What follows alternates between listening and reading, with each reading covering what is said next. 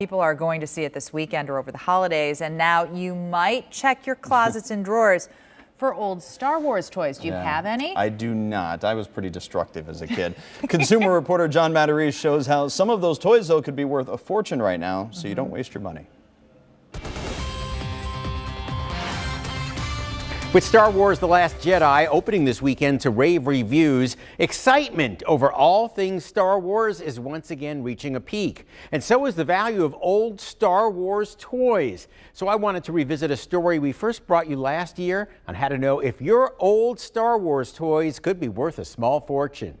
What are we going to shop for today?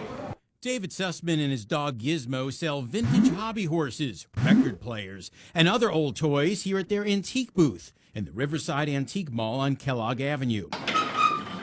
But he says the holy grail of childhood collectibles right now is Star Wars.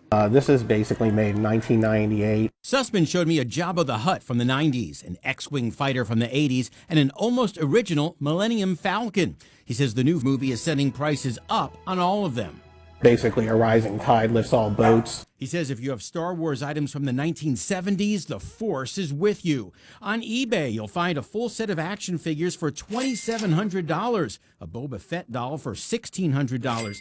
Of course, there are millions of Star Wars toys in people's homes. So how do you know if yours is a collectible that could be worth big money down the road?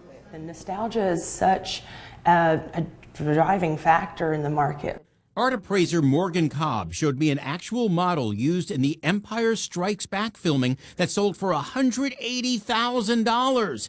But she says your toy must be in great shape and very limited quantity. So rarity, condition, many other variables involved. You really have to do your homework. Original packaging and no damage is key. In the box, it can actually increase the value several fold. No box, roughed up, sorry, it's worth just a few bucks. One last tip, if you're checking values on eBay, look for the selling price, not the asking price. You can get the best idea of what your item is worth by seeing what others have sold for, and that way you don't waste your money.